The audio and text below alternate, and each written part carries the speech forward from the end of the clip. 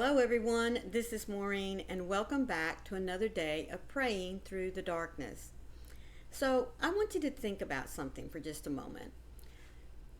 When Christ died and rose, do you think it was easier for those, say, in the next 30 years after that event to witness about what they had seen and heard?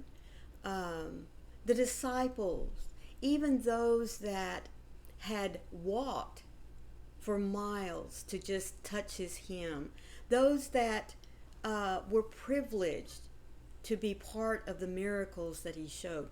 Do you think it was easier for them to spread the word of God and what had happened, that the Messiah had come, the prophecy had been fulfilled? Do you think it was easier for them then, or do you think it's easier for us now? I don't know. What do you think?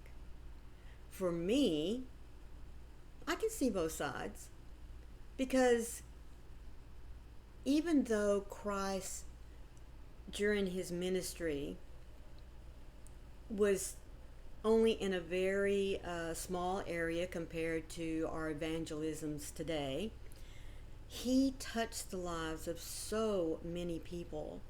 You know, just the miracle of the gentleman who could not walk and his friends took him to see Jesus, and even though there was such a crowd they couldn't get into the house, they climbed up on the roof, folks, and dropped him down so he could be right there in front of Jesus. And that he, by his belief in saying, yes, I believe you are the Son of God, he was healed and walked out of there, folks.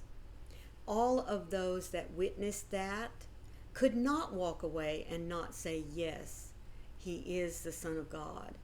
So not only the gentleman who received the miracle, and not only his friends, but everyone that witnessed it, that saw the gentleman walk out, that knew he had not been able to walk for years and years and years, when he went back home, everyone that saw the miracle, that was one more person who could spread by mouth the word of the Messiah. All of those that were there that day and witnessed him being crucified on the cross, the gathering of the clouds, the darkness that enveloped them for hours as he laid there suffering and died. Those that witnessed the ripping, not from the bottom up, but from the top down of the veil that separated the congregation from the holy of holy places in the churches. Everyone at that point was able to witness with their eyes what had happened. Now, for us today, all we have are the promises that are given to us in the Bible, from not only, the retelling, Matthew, Mark, Luke, and John, not only the witnessing the surrendering of a life, such as Paul, Timothy, all of those that wrote the New Testament for us. They were able to see, they were able to receive the same Christ into their hearts that we have the opportunity for today. You know, God promised time and time again to deliver his people, the Israelites, and he kept that promise. He also promises for us today that we have the opportunity to receive Christ's sacrifice, his redemptive power for us, so that we can once again become children of God. Now, you may have heard me say that phrase before. We are all children of God. The difference is that we are given the choice to accept that title or to just turn our back on it and walk away. And I say that we're all children of God because God created every single one of us.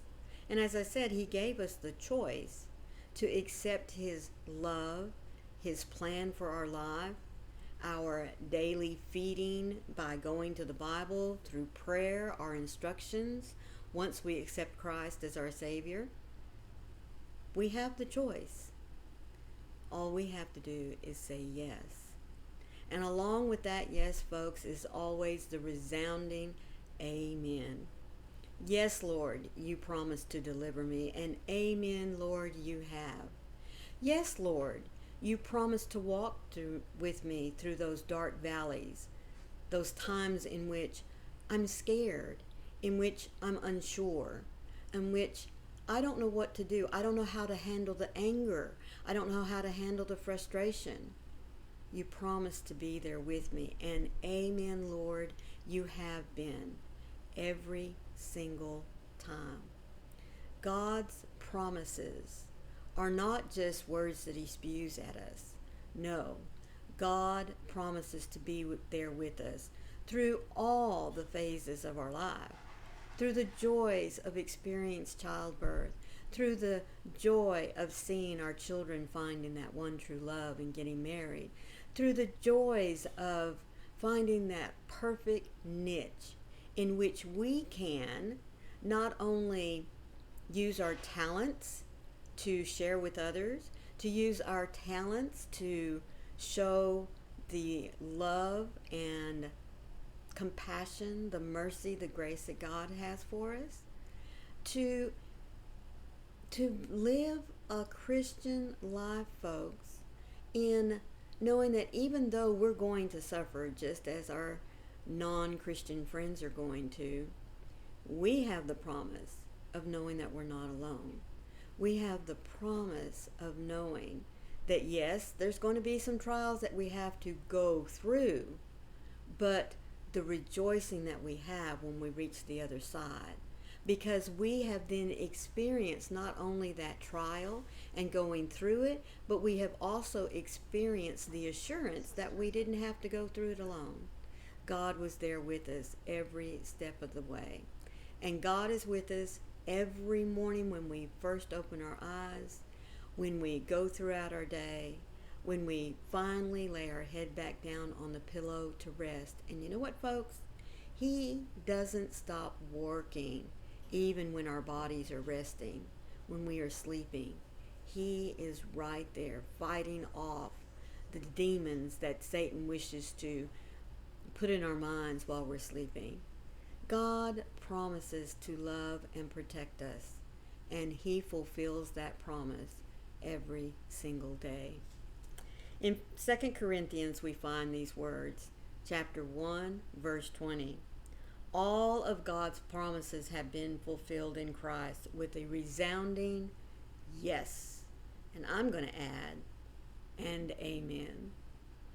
Your promises, God, do not depend on my ability to accomplish them. They belong to you, and they are sealed by your faithfulness to me. Though I have faltered in my faith, you never wavered in your dependability. You are the same yesterday, today, tomorrow, and forever. All of your ways are just and true. Though the seasons may shift and everything change, you are the steady foundation, my unshakable hope, who never ever varies. Where I have felt my hope start to fade, I press into your character. I remember my history with you, and I am reminded of your loyal love. You don't change your mind, for I am yours, surrounded by your peace and full of your mercy. I reach out to you again today, Lord. I will not be disappointed in your presence.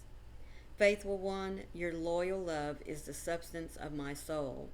When I am depleted of hope and any strength to keep going, I know that you are more than enough to carry me. Holy Spirit, feel me as I wait on you and encourage my heart today in your kindness. You see, God never leaves us alone. He doesn't want to. He wants us to experience this wonderful life that we've been given, this wonderful renewed life once we became, once again, a true child of his, one surrounded in Christ's love, in his sacrifice for us, that makes us clean and holy so that we can stand before our Creator once again.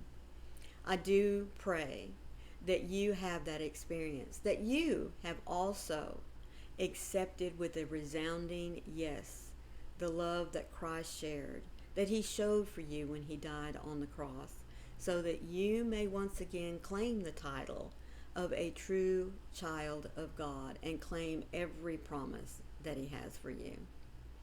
I hope that you've enjoyed today's devotional. Let me remind you that these devotionals come to you from this little blue book that I chose off of Amazon, 365 Days of Prayers and Devotions for those who, whether it be occasionally or it's a way of life, live through depression and anxiety.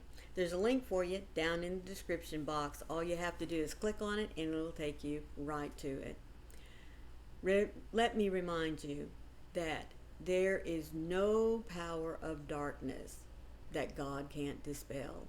So when you feel those clouds coming, surrounding you, call out to God, for he will keep the promise of keeping you safe, secure in his love. And remember, I love you too. I'll see you tomorrow. Bye.